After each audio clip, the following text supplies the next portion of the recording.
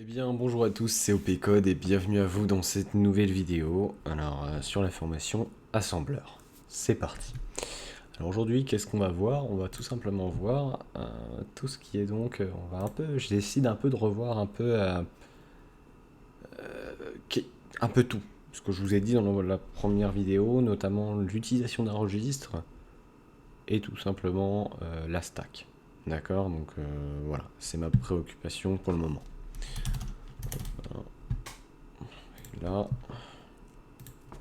stack.s, voilà, hop, et là on va pouvoir commencer éventuellement. Hop. Next. Voilà, et on va global underscore start. Donc là, comme je vous l'ai dit, effectivement, global underscore start, ça va être tout simplement l'étiquette de début. En gros, on va commencer à démarrer par cette étiquette, tout simplement. Voilà. Donc, tout d'abord, je voulais vous montrer effectivement une petite chose très intéressante. D'accord. On va parler de la stack aujourd'hui. Pour vous montrer théoriquement et en pratique comment marche la stack. Voilà. Donc je vais vous montrer tout ça parce que c'est très important à comprendre.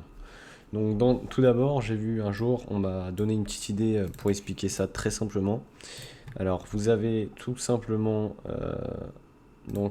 un paquet de Pringles, d'accord. Donc Pringles, bon, si vous connaissez pas, je vous montre comment c'est.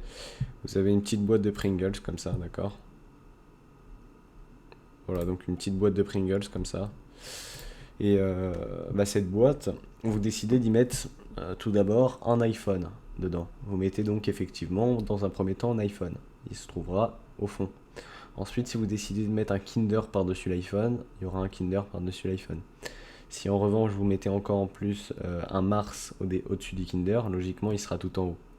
Donc en fait, le principe de la stack, c'est ça. C'est quand on ajoute un élément dans la stack, il se décrémente, donc c'est-à-dire que forcément le premier élément que vous avez mis, il va forcément être tout en dessous de la stack en réalité. Donc au début il sera tout au-dessus, il va descendre de plus en plus. Ça veut dire que là, dans un premier temps, on met l'iPhone, donc on met notre première valeur de registre dans la stack. Ensuite on décide de mettre notre Kinder, donc notre deuxième valeur de registre. Logiquement la deuxième valeur du registre va être tout au-dessus de la stack, contrairement à l'ancien élément qui lui sera en dessous. D'accord, parce qu'il aura été décrémenté. Donc voilà une bonne explication de la stack. Voilà, assez théorique, mais je vais vous montrer avec un peu de pratique, ça va être très intéressant. Voilà. Donc c'est parti. Donc pour ce faire, alors moi j'utilise le terminal cd slash cd users cd opcode, hop, merde, cd document. Je sais pas si j'ai des... Ouais, si j'ai GDBPDA, parfait. Hop, parfait. Donc aujourd'hui, on va utiliser GDBPDA et on va utiliser donc ce qu'on connaît en assembleur. Donc, on va apprendre deux nouvelles instructions aujourd'hui. C'est le push et le pop, d'accord. Donc pour ce faire, on va regarder un petit peu ce que ça donne. Donc là, je vous propose de simplement faire un petit programme qui va tout simplement faire mov rax. On va ajouter dans le registre rax la valeur 45 par exemple, d'accord. En décimal, en hexa, ça donnera un autre nombre, je sais plus combien, j'ai la flemme de calculer.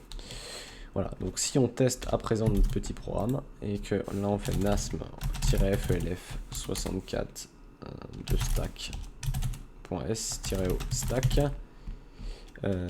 hop, et que là on fait un point stack, il y aura voilà un segfault. Oula. Ah mais oui, mais je suis un trou du cul. Excusez-moi. .o ld, je fais un gdb de stack et qu'ensuite je fais un start. On peut regarder ce que ça donne en fait.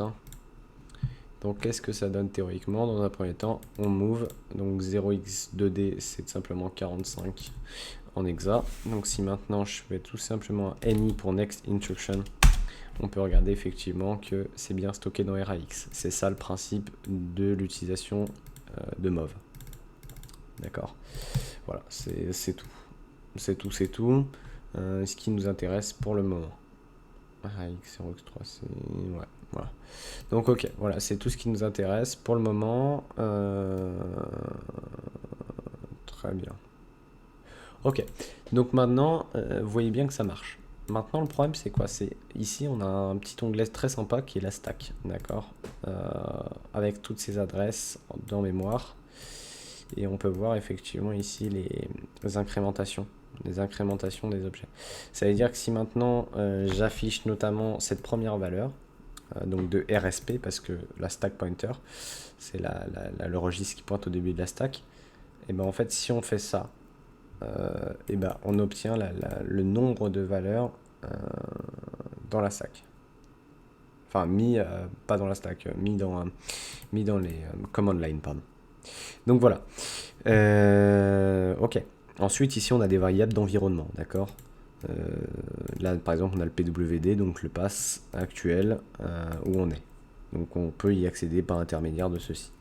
Nous, c'est pas ce qui va nous intéresser aujourd'hui, donc on va souhaiter, nous, mettre tout simplement la valeur de RAX tout au-dessus de la stack, donc c'est-à-dire qu'elle sera à la place de cette adresse-là, et cette adresse-là, logiquement, elle va s'incrémenter en dessous.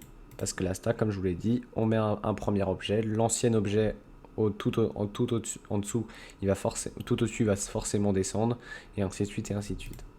Donc je vous montre correctement maintenant. Donc si maintenant, pour mettre tout simplement la valeur d'un registre dans la stack, ou tout simplement une valeur dans la stack, on utilise le mot-clé push. Donc là, vu qu'on a mis dans RAX 45, on va faire un push de RAX. On va recompiler. Un peu là.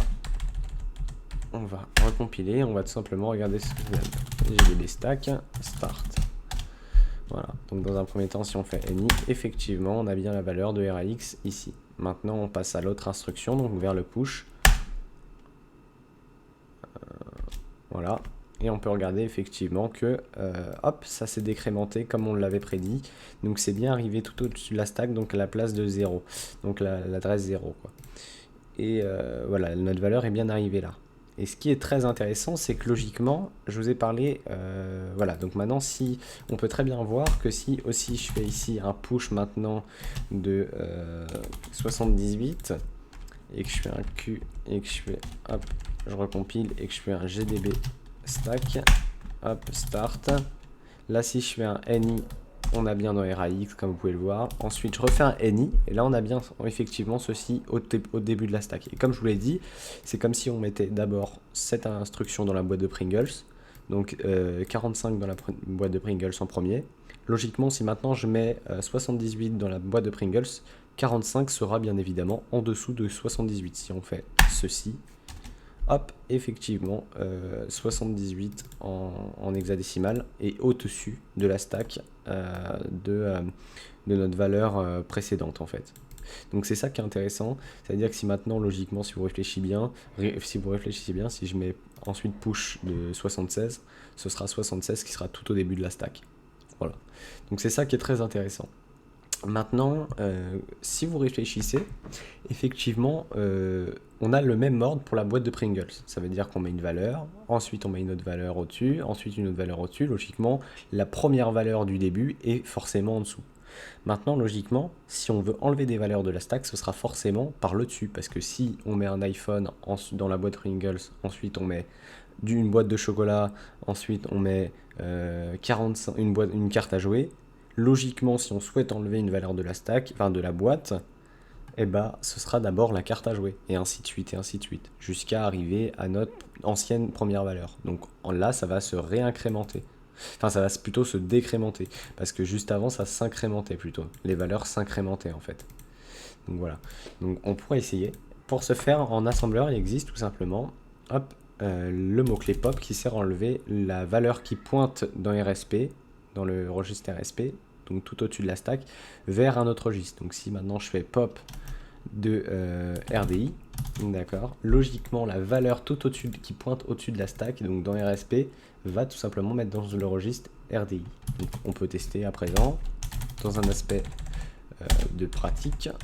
Hop, si on fait GDB de stack, effectivement, hop là, si on fait un any dans un premier temps, on a notre valeur dans RAX.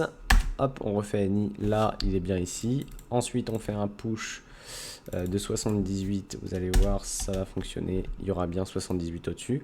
Maintenant, la valeur tout au-dessus de la stack, qu'est-ce qu'on va faire? On va tout simplement la faire, donc la reprendre et la mettre dans le registre. Donc regardez bien la stack, hein. Là elle est bien tout au-dessus, toute la valeur au-dessus là est censée se mettre dans RDI après l'instruction là. Donc vous êtes prêts? Hop, c'est parti. Et là, on peut regarder dans RDI, effectivement, la valeur tout au-dessus de la stack s'est bien mis dans RDI. Et hop, ça s'est décrémenté. Hop, l'ancienne valeur qui était tout en haut de la stack, et qui ensuite s'était incrémentée pour être en dessous de la stack, hop, elle s'est remise tout au-dessus de la stack. C'est très intéressant.